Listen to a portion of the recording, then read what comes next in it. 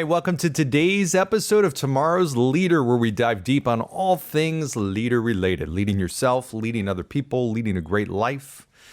So I wanted to start with a little story about a really interesting period of time in my life where I did something that I never thought I would or could ever do.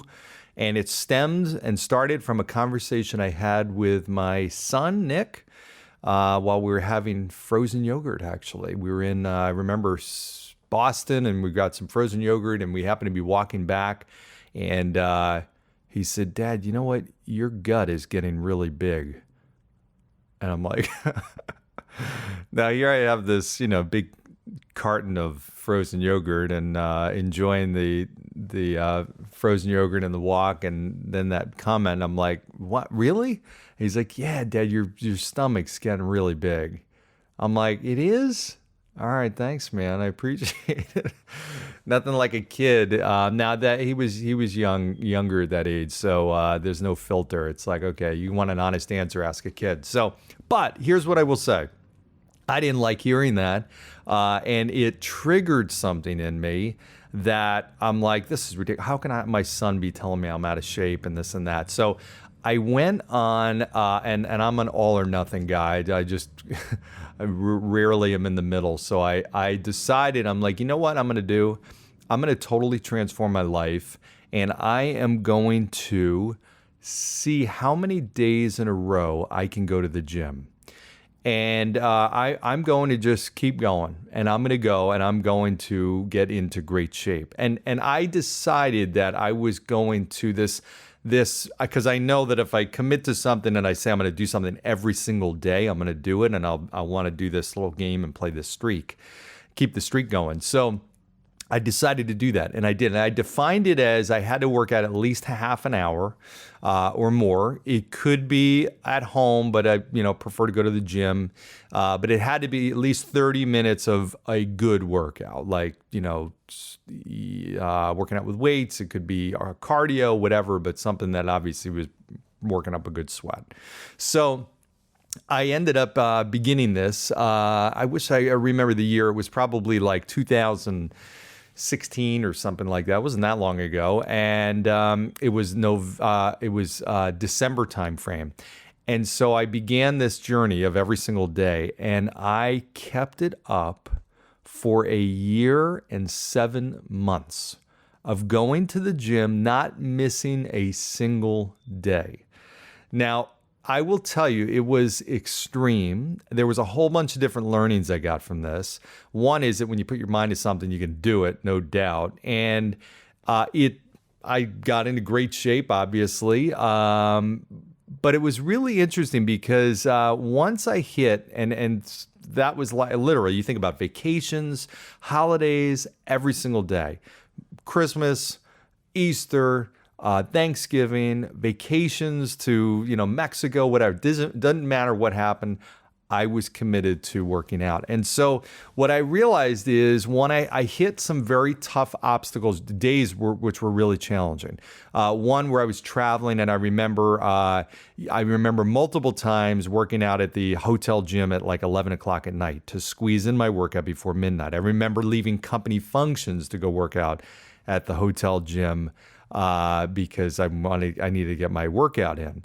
I remember working out during a blackout and working out in the dark in this gym at a hotel that I was traveling in. I remember working out many times at 3 o'clock in the morning. I remember traveling. I went to Mexico with my kids, and we were leaving early that day. I knew it was going to be a big travel day, so I woke up at 3 o'clock in the morning and did a workout at home.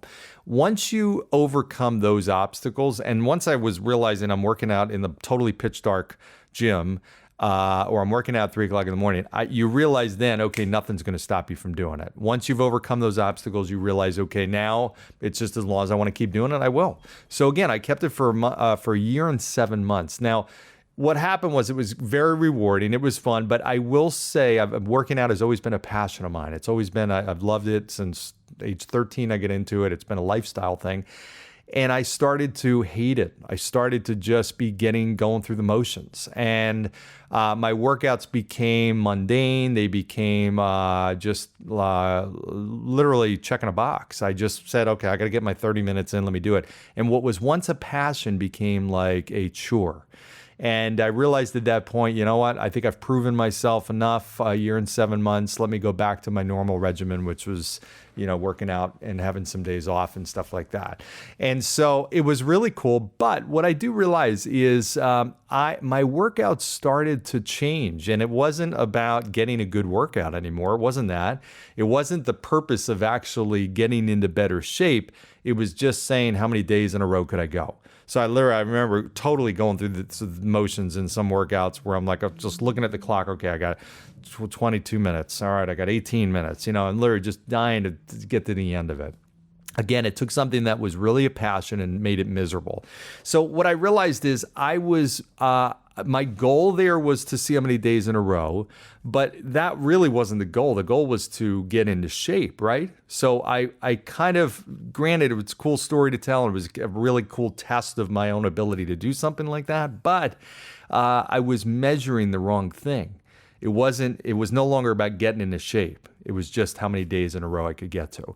And I see leaders do that a lot. I see people do that all the time. They have the wrong measures of success that ultimately cause them to make decisions that are not helping them get to where they want to get to. Okay, I'll give you an example. A client of mine had asked recently to look at their business and look and understand their profitability a little bit more, and what was working, what was not, and what was driving them in the right direction and the wrong direction. And what was interesting is this business had one very large client. It had a lot of clients, but it had one client that made up like 70% of the revenue. Enormous client. And what this business did, because this client was so important, they altered their entire business model and stacked enormous resources to this client in order to make sure that they were doing everything they possibly could to keep this client. They had people dedicated to service them. They had specific processes to make sure that they were designed specifically for this client to make sure that they were catering to their needs.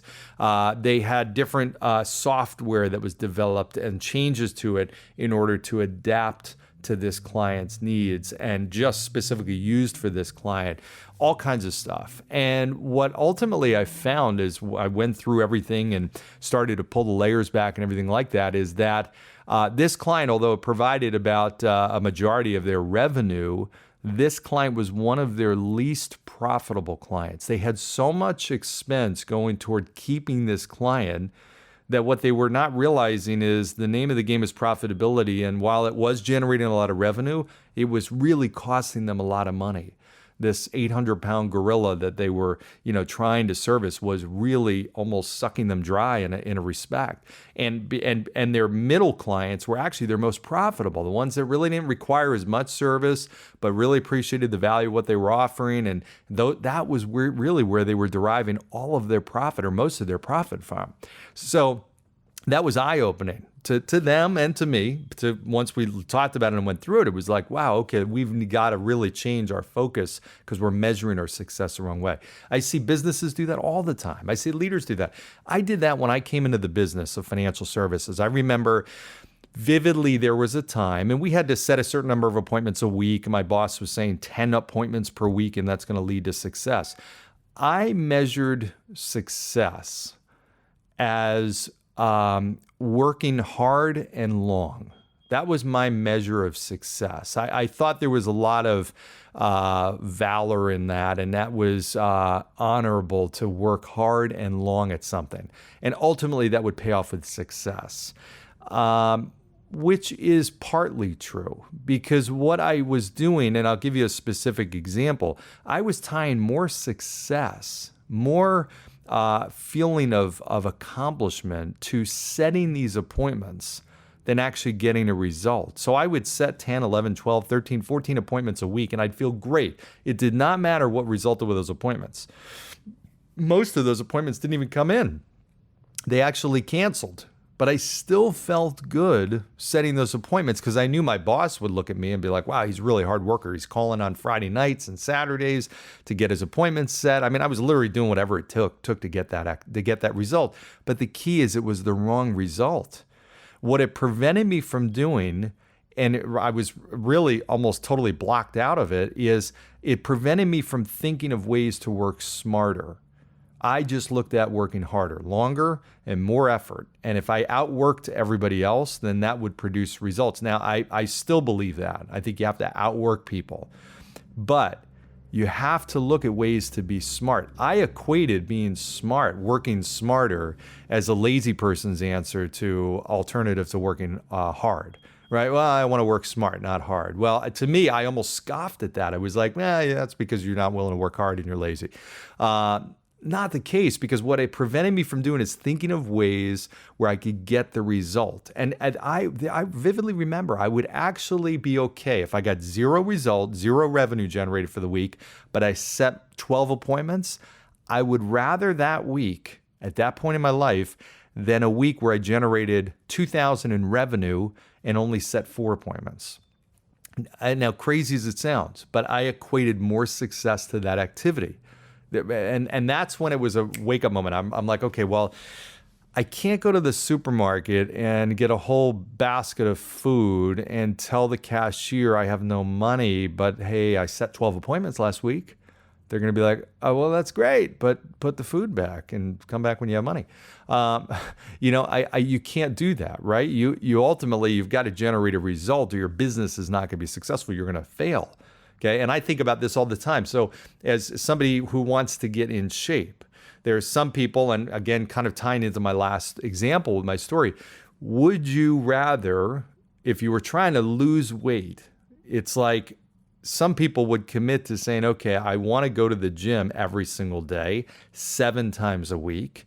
But what if every time you went to the gym, you were only burning 100 calories? Because you really weren't putting in that much effort, but you were checking the box, you were going to the gym, you were saying you were going to do. That's 700 calories a week that you're burning by going to the gym.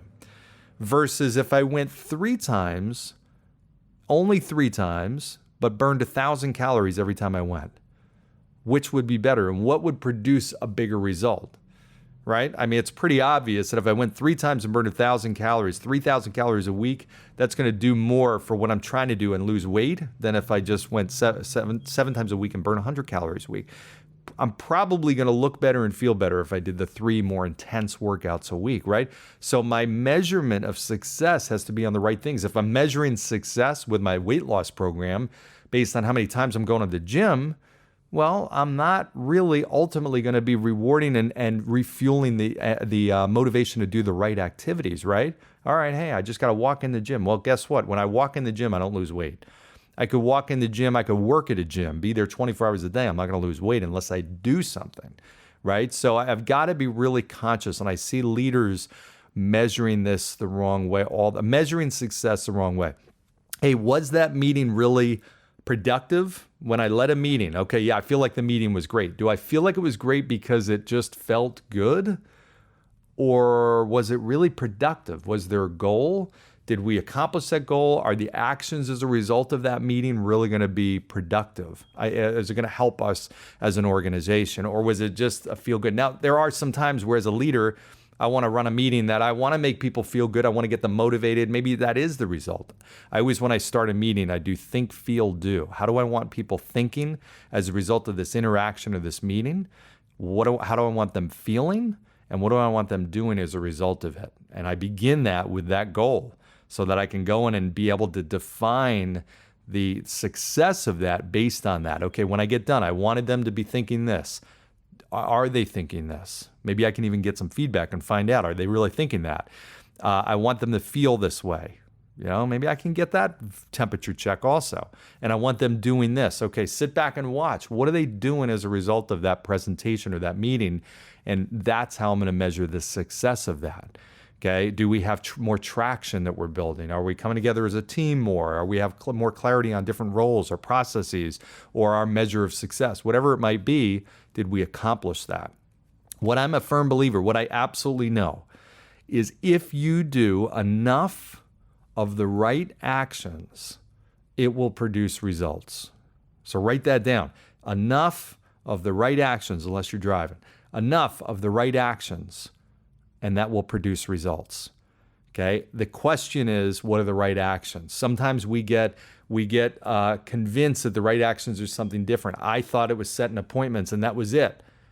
If I set enough, yes, it's true. I've got to trust the process. But if I'm just setting 15 appointments a week, that's enough of the right actions. But it's not ultimately, I've got to look and say, is it producing the result that I want? Okay, if it's not, and the result is generating more clients and revenue, then I've got to look back and say, is it the right actions? In that case, I'm setting enough appointments, but are they the right appointments? Is that client expecting the right meeting? Is that phone call effective? Okay, that the right actions has got to be defined a little bit better. In my case, I would have gone back and said, no, I'm doing enough of certain actions, but they're not the right actions, because it's not producing the result that I want, which is not just leaving the week saying I've set 12 appointments, but it's generating new clients and new revenue, right? That's the result.